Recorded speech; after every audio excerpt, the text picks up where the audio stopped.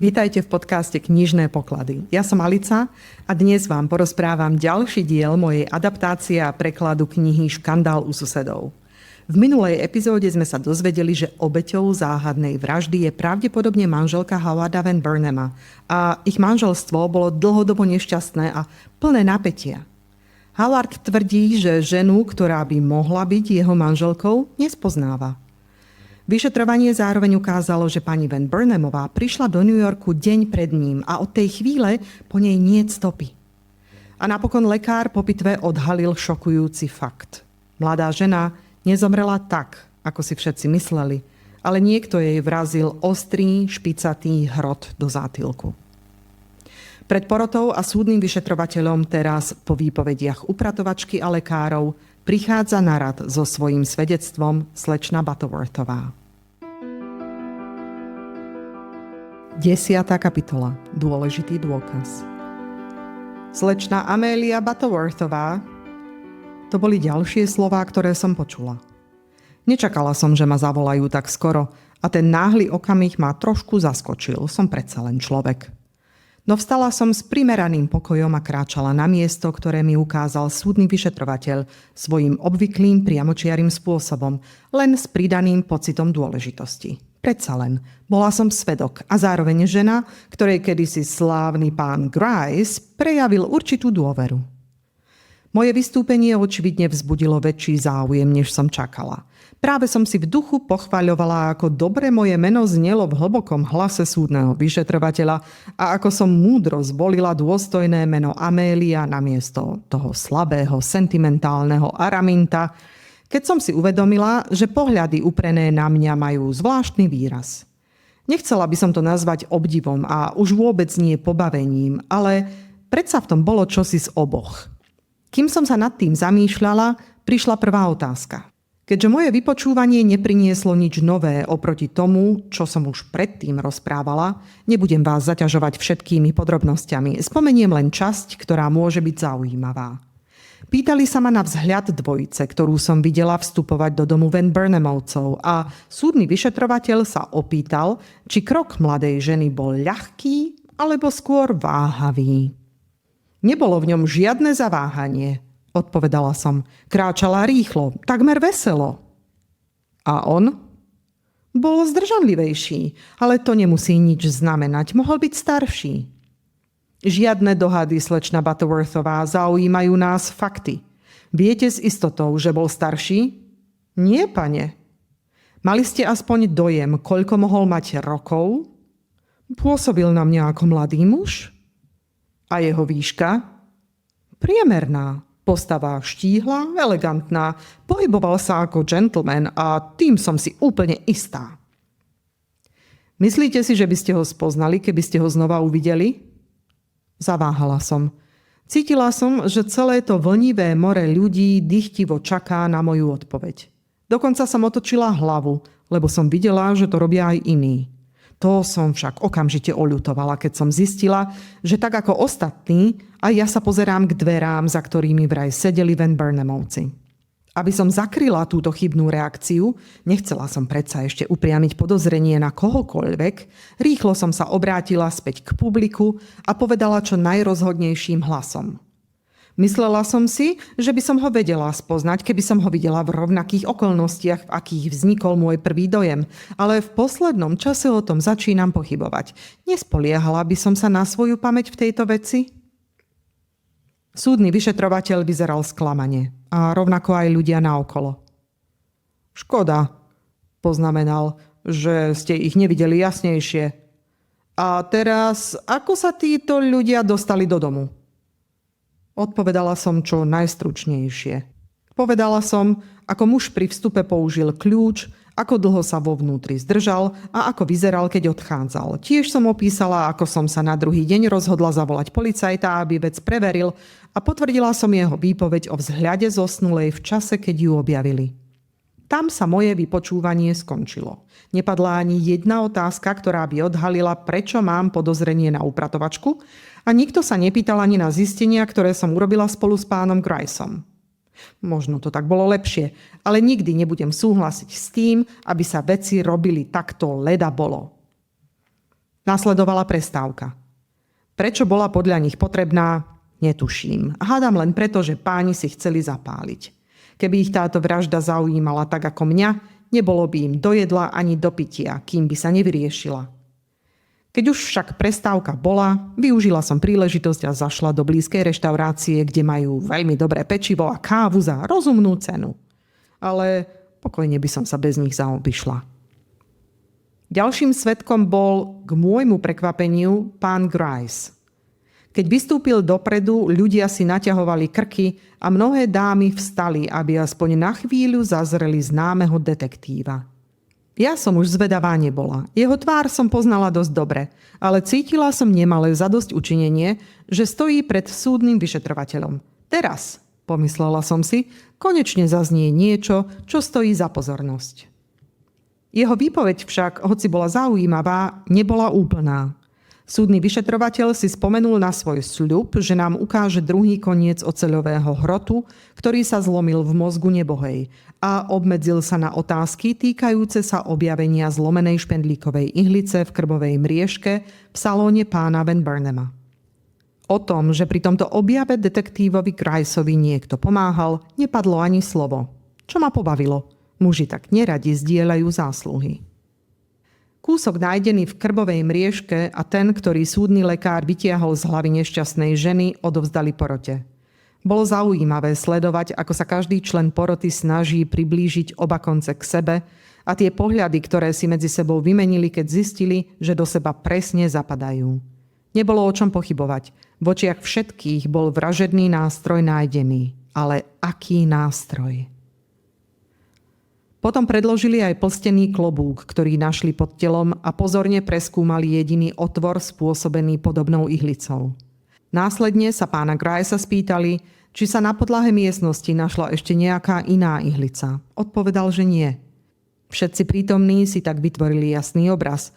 Mladá žena bola zabitá ihlicou vybratou z jej vlastného klobúka. Premyslený a krutý zločin, dielo chladnej kalkulácie, poznamenal súdny vyšetrovateľ, keď detektíva prepustil. Takýto komentár som považovala za nevhodný. Mohol predsa porotu zaujať proti jedinému človeku, na ktorého sa momentálne upieralo podozrenie. Potom sa vyšetrovanie obrátilo iným smerom. Zavolali meno slečny Fergusonovej. Kto to bol? Pre väčšinu z nás úplne nové meno a jej tvár po tom, čo vstala, vyvolala ešte väčšiu zvedavosť. Bola to tá najobyčajnejšia tvár, akú si možno predstaviť. Ani zlá, ani hlúpa, len nevýrazná. Keď som si ju tak obzerala a všimla si nervózne stiahnutie pier, uvedomila som si, aké mám ja šťastie. Sama seba nepovažujem za krásnu, hoci sa našli ľudia, ktorí mi to tvrdili, no ani nie som škaredá. A v porovnaní s touto ženou, no radšej pomlčím. Viem len, že po pohľade na ňu som cítila hlbokú vďačnosť osudu. Čo sa týka samotnej ženy, vedela, že krásou neoplýva, no bola už natoľko zvyknutá, že sa pohľady ľudí odvracajú od jej tváre, že okrem toho nervózneho chvenia pier, ktoré som už spomenula, nedala na sebe nič poznať. Aké je vaše celé meno a kde bývate? Spýtal sa súdny vyšetrovateľ. Volám sa Susan Fergusonová a bývam v Hedeme, v Connecticute. Odpovedala tónom tak jemným a krásnym, že to všetkých prekvapilo. Bolo to ako čistý prúd vody vyvierajúci z nevábneho kameňa. Prepáčte tú metaforu, často si takýto luxus nedoprajem. Poskytujete ubytovanie nájomníkom? Áno, toľko, koľko sa zmestí do môjho domu. Kto bol u vás toto leto? Vedela som, čo odpovie ešte predtým, ako prehovorila. A vedela to aj stovka ďalších. Lenže každý tú vedomosť prejavil inak. Ja nijako. Mala som u seba, povedala, pána a pani Van Burnhamových z New Yorku. Celým menom pán Howard Van Burnham, ak mám byť presná. Ešte niekto? Pán Hall, tiež z New Yorku. A mladý pár z Hartfordu. Viac sa mi do domu nezmestí. Ako dlho u vás býval prvý spomínaný pár? 3 mesiace, prišli v júni. Sú u vás ešte stále? V podstate áno, pane. Kufre si neodviezli, ale ani jeden z nich momentálne nie je v Hedeme. Pani Van Burnemová odišla v pondelok ráno do New Yorku a popoludní pravdepodobne tiež do New Yorku odišiel aj jej manžel. Odvtedy som ich nevidela. Vražda sa stala v utorok, večer. Vzal si niekto z nich kufor? Nie, pane. Cestovnú tašku? Áno, pani Van Burnemová mala tašku, ale bola veľmi malá. Dosť veľká na to, aby sa do nej zmestili šaty? Och, nie, pane. A pán Van Burnham? Mal dážnik, nič iné som nevidela. Prečo neodišli spolu? Počuli ste, že by to niekto spomínal? Áno, počula som, že pani Van Burnhamová odišla proti vôli svojho manžela. Nechcela, aby opustila Hedem, ale ona trvala na svojom a jemu sa to pochopiteľne nepáčilo. Dokonca sa kvôli tomu pohádali. A keďže naše izby majú výhľad na rovnakú verandu, nemohla som časť ich rozhovoru nepočuť. Poviete nám, čo ste počuli? Necítim sa pritom dobre. Takto prehovorila tá čestná žena. Ale ak je to zákon, nemôžem ho porušiť. Počula som, ako jej povedal: rozmyslel som si to, Louise. Čím viac o tom premýšľam, tým menej chcem, aby si sa do toho miešala. Aj tak to nebude na nič dobré. Len tým ešte viac posilníš predsudky proti sebe. A náš život sa stane ešte neznesiteľnejším, než je teraz. O čom hovorili? Neviem. A čo mu na to odpovedala? Och, spustila lavínu slov, v ktorých bolo viac citu než rozumu. Chcela odísť, rozhodla sa odísť a svoje rozhodnutie nemenila. Bola presvedčená, že jej pohnútky majú rovnakú váhu ako jeho chladný úsudok. Nebola šťastná, nikdy nebola a trvala na tom, že to chce zmeniť, aj keby to malo byť k horšiemu. Lenže ona verila, že to horšie nebude. Veď nebola pekná? A vraj bola ešte krajšia, keď bola rozrušená a pozrela na ňo týmto spôsobom. Počula som, ako si kľakla, z čoho on iba zahmkal, no neviem, či to znamenalo súhlas alebo nesúhlas. Nasledovalo ticho, prerušované len jeho rovnomernými krokmi po izbe. Potom znova prehovorila, tentoraz podráždeným tónom. Tebe to možno pripadá hlúpe, zvolala, lebo ma poznáš a si zvyknutý na všetky moje nálady. Ale pre ňoho to bude prekvapenie. Zariadím to tak, aby to prinieslo, čo chceme. Možno ešte viac. Ja mám na takéto veci talent, Howard, a môj vnútorný hlas mi hovorí, že uspejem. A čo jej na to povedal? Povedal jej, že meno jej vnútorného hlasu je márnivosť. Že jeho otec ľahko prekukne jej lichotivé manévre a že jej zakazuje pokračovať v plánoch. A ešte k tomu pridal pár podobných poznámok. Ona na to dupnutím nohy vyhlásila, že si aj tak urobí po svojom, že sa vydala za milujúceho muža, nie za tyrana, že ak on nevie, čo je pre ňoho dobré, ona to vie. Dodala, že keď dostane od otca správu, že rodinná roztržka je zažehnaná, on potom uzná, že aj keď nemá majetok ani známosti, má aspoň poriadnu dávku rozumu. On jej na to odsekol: úbohá výbava, keď hraničí s hlúposťou. Zdalo sa, že tým rozhovor skončil, lebo som už nič nepočula, až kým pri mojich dverách nezašuchotali jej sukne. Vtedy som pochopila, že si presadila svoje a odchádza z domu. Neobyšlo sa to však bez poriadnej frustrácie z jeho strany, aspoň podľa tých niekoľkých krátkych, no dôrazných slov, ktoré mu ušli, kým zatvoril dvere a išiel za ňou po chodbe. Pamätáte si tie slová? Boli to nadávky, pane.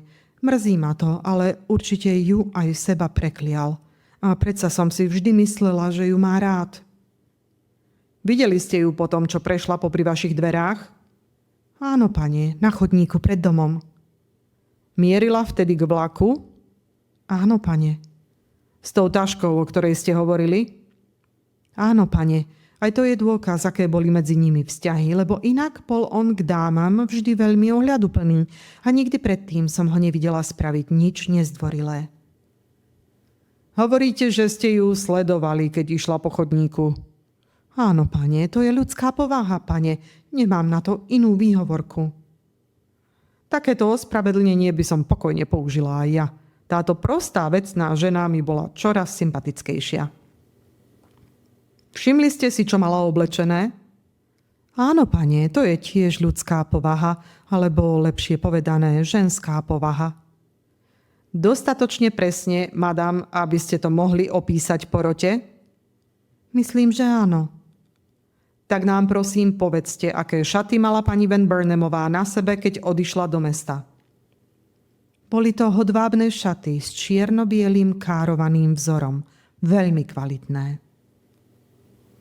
Čo to má znamenať? Všetci sme čakali celkom iný opis. Boli ušité podľa módy a rukávy, no tie sa jednoducho nedajú opísať. Nemala na sebe žiadny kabát, čo mi prišlo nerozumné, lebo v septembri sa u nás vie počasie veľmi rýchlo zmeniť. Kárované šaty. A všimli ste si aj jej klobúk? Ten som už videla veľakrát. Bol všetkých možných farieb. Kedysi by sa to považovalo za nevkus, ale dnes... Nasledujúca pauza bola výrečná. Niekoľko mužov sa uškrnulo, no ženy takt nemlčali. Spoznali by ste ten klobúk, keby ste ho znova videli? Som si istá, že áno. Ten dôraz v jej hlase bol typický pre ženu z vidieka a niektorých pobavil aj napriek melodickému tónu, ktorým to vyslovila. Mňa to však nepobavilo. Myšlienkami som bola pri klobúku, ktorý pán Grice našiel v 3. izbe domu pána Van Burnema a ktorý bol pestrofarebný ako dúha. Súdny vyšetrovateľ položil ešte 2 otázky. Jednu ohľadom rukavíc pani Van Burnemovej a druhú o jej topánkach. Na prvú slečna Fergusonová odpovedala, že si rukavice nevšimla. Na druhú, že pani Van Burnemová bola veľmi módna a keďže špicaté topánky boli v móde, aspoň v mestách, pravdepodobne mala obuté práve tie. Zistenie, že pani Van Burnemová bola v ten deň oblečená inak než mladá žena nájdená mŕtva v salóne Van Burnemovcov, šokovalo väčšinu prítomných. Ešte sa z toho len spamätávali, keď si slečna Fergusonová sadla. Zdalo sa, že jediný, koho to nevyviedlo z miery, bol súdny vyšetrovateľ. Prečo? To sme sa mali onedlho dozvedieť. 11. kapitola. Objednávkový úradník. Ďalšia predvolaná bola dáma dobre známa v newyorskej spoločnosti. Bola priateľkou rodiny Van Burnemovcov a Howarda poznala od detstva. Jeho manželstvo sa jej nepáčilo. V podstate zdieľala rodinný odpor voči nemu. Ale keď k nej v pondelok popoludní prišla mladá pani Van Burnemová a prosila, či u nej môže prenocovať, nemala srdce jej to odmietnúť. Takže pani Van Burnemová prespala v jej dome v pondelok večer. Na otázku, ako vyzerala a ako sa správala, svedkyňa odpovedala, že jej hostka bola neprirodzene veselá, veľa sa smiala a pôsobila veľmi živo. Žiadny dôvod svojej dobrej nálady však neuviedla a o svojich záležitostiach sa vôbec nezmienila. Skôr sa im úmyselne vyhýbala. Ako dlho u vás zostala? Spýtal sa vyšetrovateľ. Do rána. A ako bola oblečená? Presne tak, ako to opísala slečna Fergusonová. Priniesla si k vám aj cestovnú tašku? Áno, a nechala ju u nás. Našli sme ju v jej izbe po tom, čo odišla. Naozaj? A ako si to vysvetľujete? Bola rozrušená. Videla som to na jej veselosti, ktorá bola hraná a nie vždy vhodne načasovaná. A kde je tá taška teraz? Má ju pán Van Burnham. Nechali sme ju u nás jeden deň a keď si po ňu neprišla, poslali sme ju v stredu ráno do jeho kancelárie. Ešte predtým, než ste sa dozvedeli o vražde? Áno, predtým, než som o nej vôbec počula. Ako hostiteľka ste ju pravdepodobne odprevadili k dverám? Áno, pane. Všimli ste si jej ruky?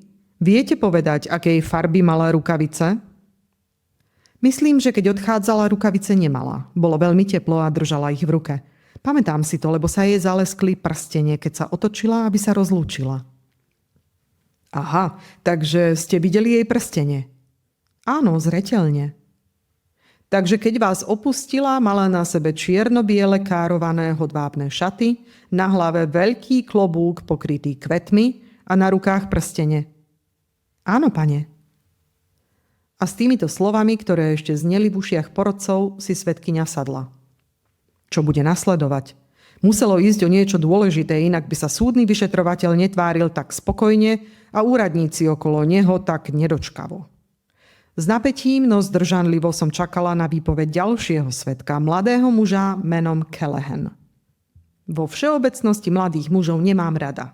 Buď sú prehnane uhladení a zdvorilí, ako by sa zľutovali, že si spomenuli na vašu staršiu tvár a považovali za svoju povinnosť dať vám zabudnúť na váš vek, alebo sú drzí a povrchní a svojim egoizmom vás len znechutia.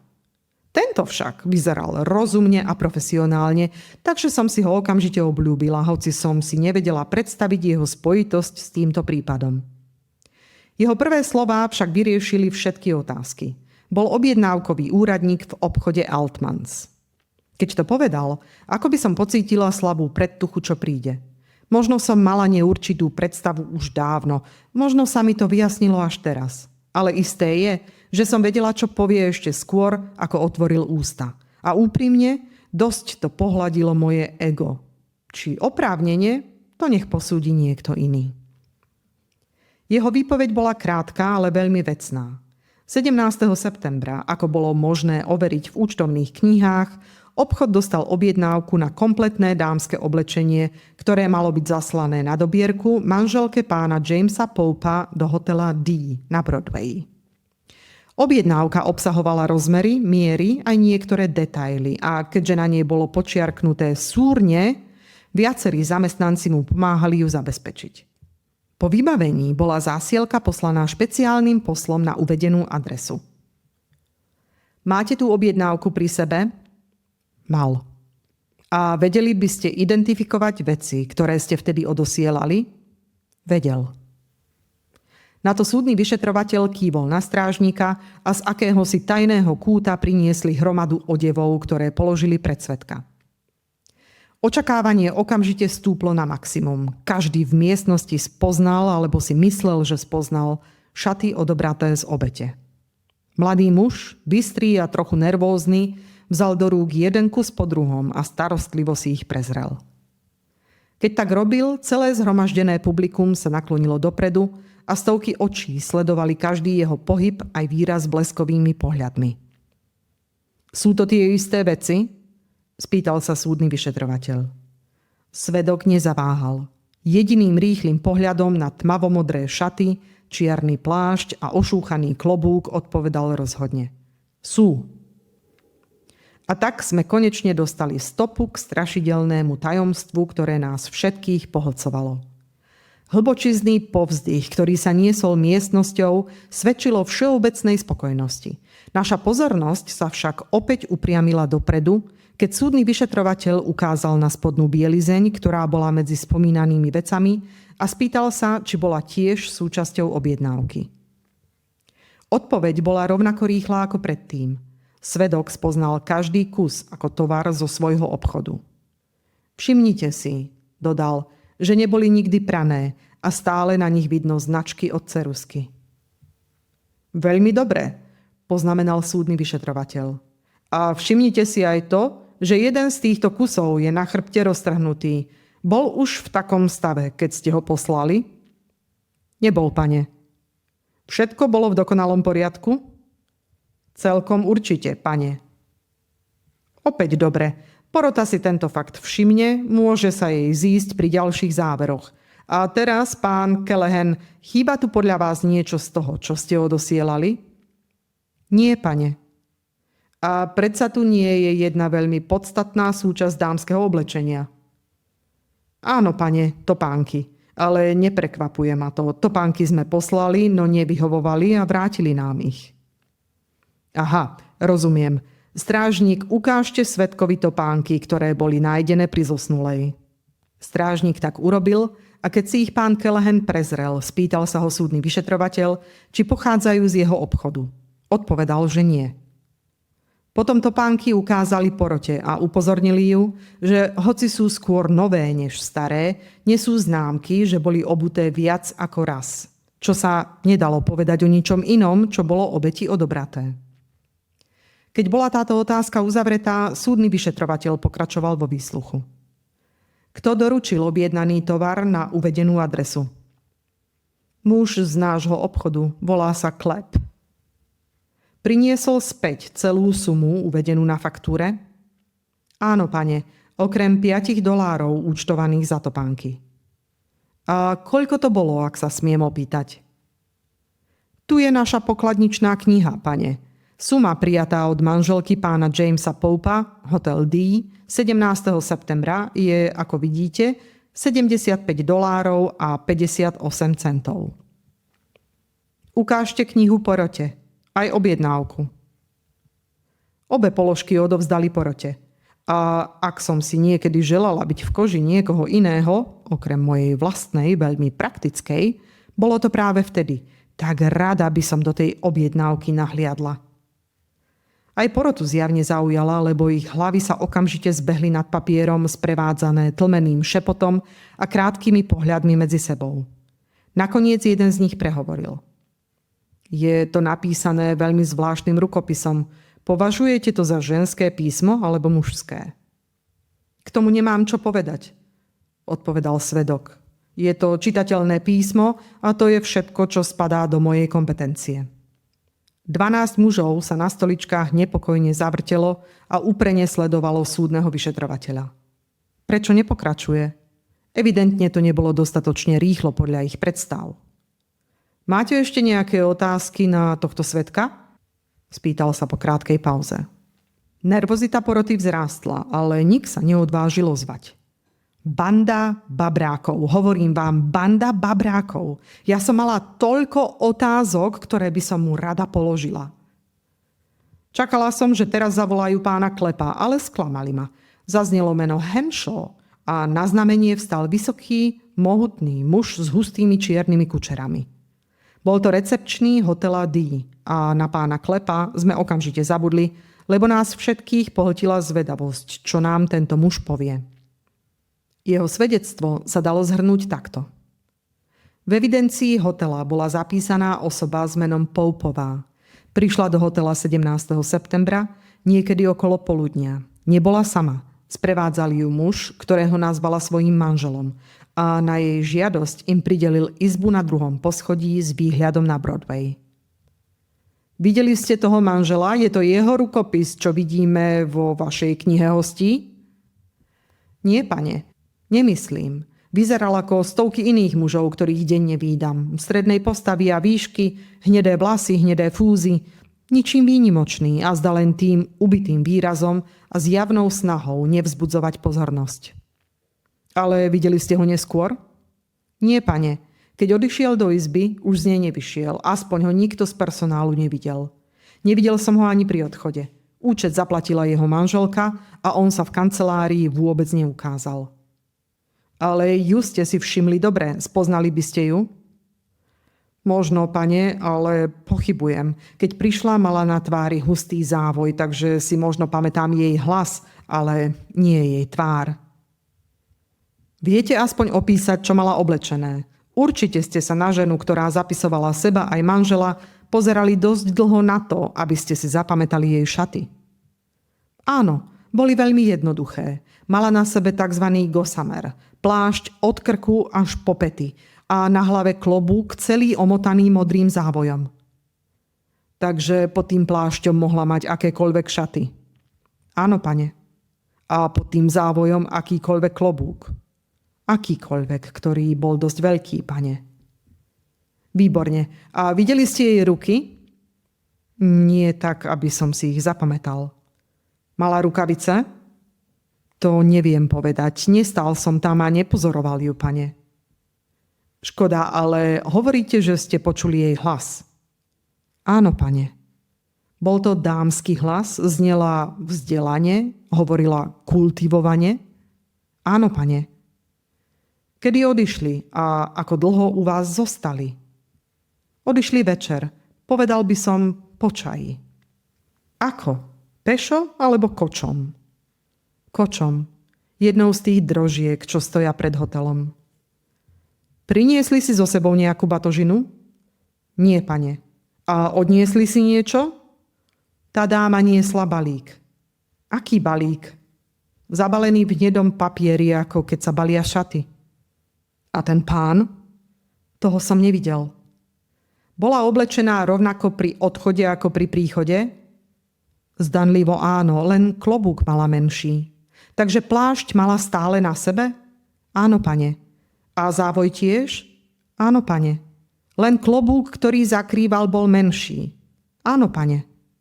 A ako ste si vysvetlili ten balík a zmenu klobúka? Nevysvetlil som si to nejako. Vtedy som sa nad tým nezamýšľal, ale teraz mi to príde jednoduché. Počas pobytu v hoteli jej doručili balík, alebo skôr balíky. Bolo ich, myslím, viac. Spomínate si na okolnosti doručenia? Áno, pane. Muž, ktorý ich priniesol, povedal, že ešte neboli zaplatené, tak som mu dovolil odniesť ich do izby pani Poupovej. Keď odchádzal, mal pri sebe len jeden menší balíček, ostatné tam nechal. A to je všetko, čo nám viete povedať o tomto zvláštnom páre? Nestravovali sa vo vašom hoteli? Nie, pane. Ten pán, alebo skôr by som mal povedať tá pani, pretože objednávku robila ona, si dali doniesť do izby 2 tucty ustríc a fľašu piva, ale do jedálne neprišli. Je tu chlapec, ktorý im to niesol? Áno, pane. A chyžná, ktorá sa starala o ich izbu? Áno, pane.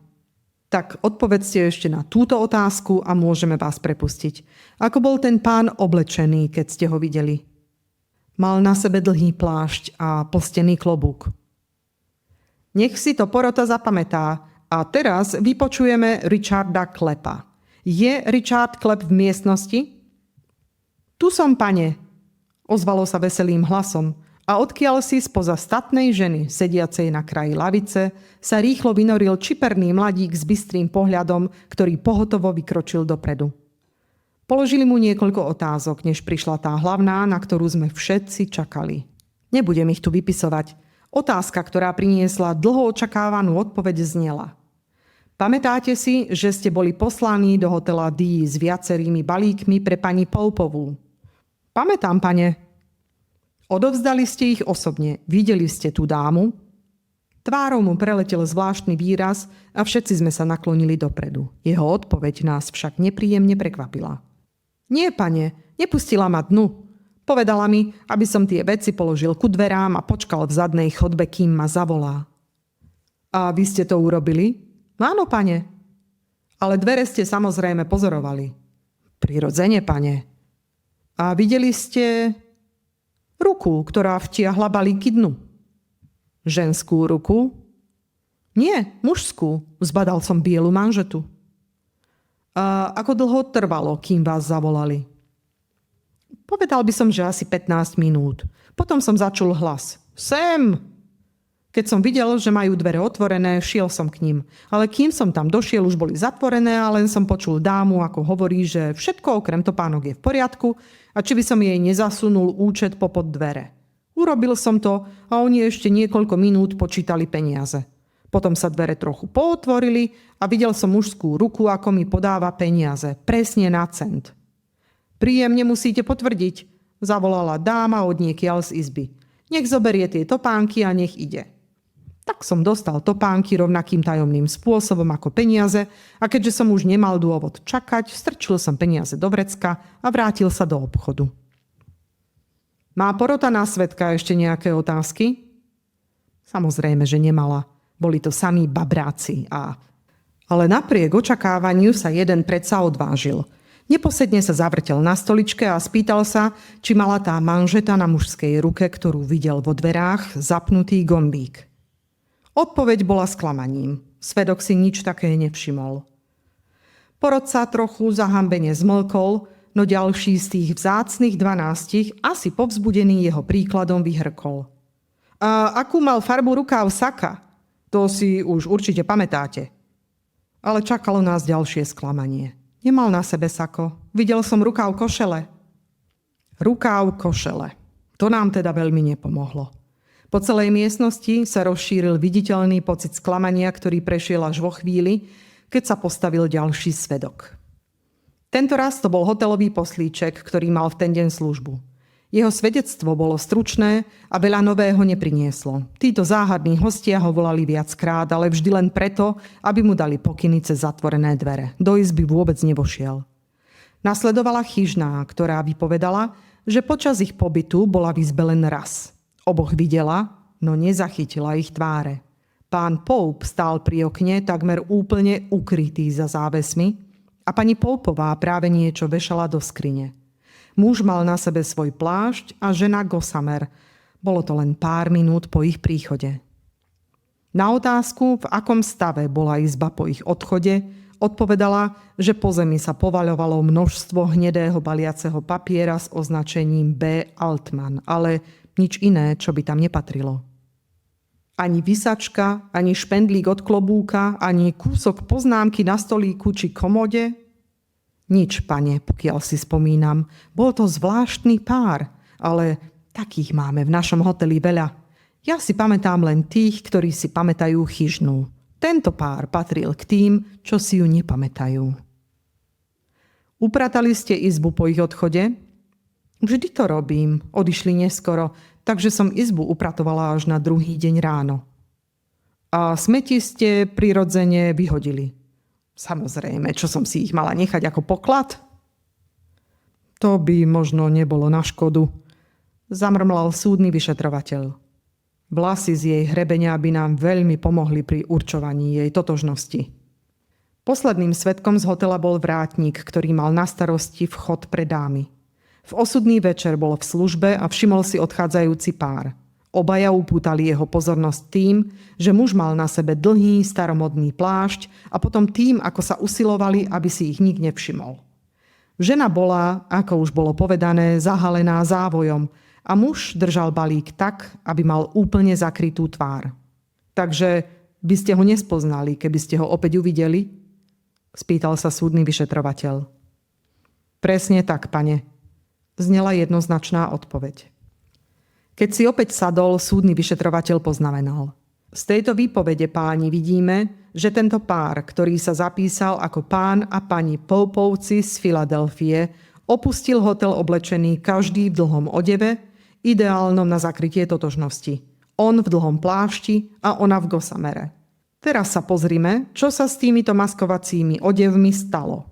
Je tu Seth Brown, muž, pri ktorom bolo už na prvý pohľad jasné, že je drožkár, takže bolo zbytočné pýtať sa ho na povolanie, sa pri tých slovách neochotne postavil.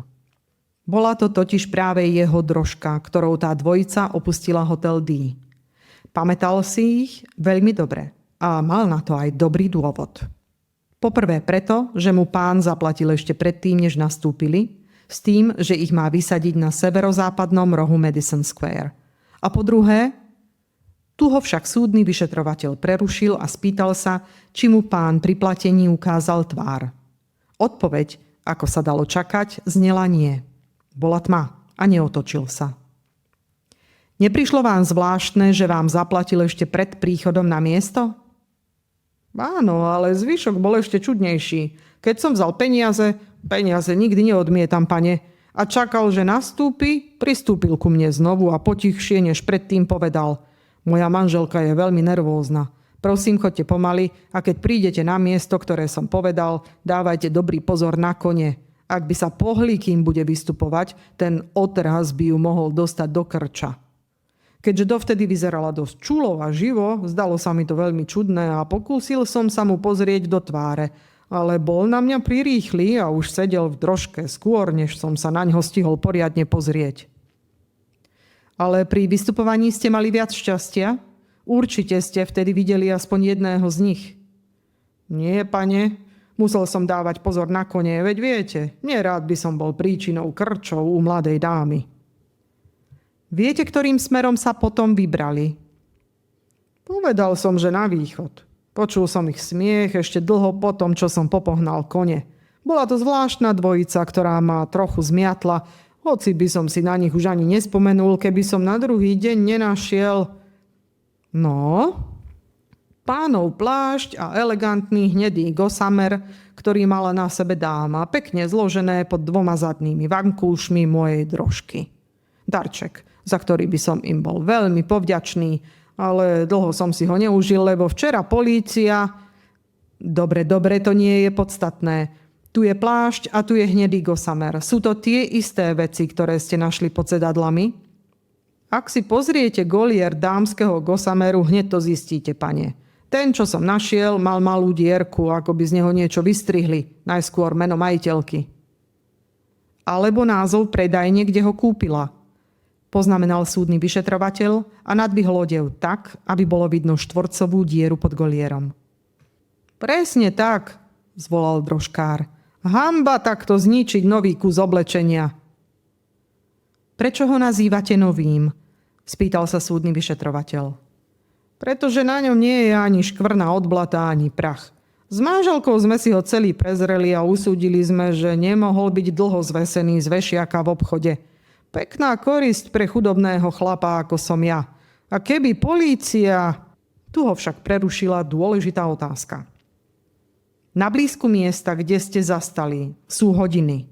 Nevšimli ste si, koľko bolo, keď ste odchádzali? Áno, pane, neviem, prečo si to pamätám, ale pamätám.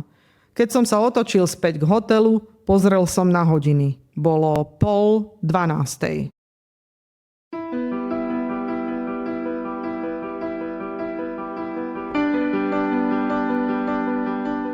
Ako sme počuli, slečna Butterworthová opísala záhadný pár, ktorý videla vstupovať do domu Van Burnemovcov a všimla si aj ich zvláštne správanie.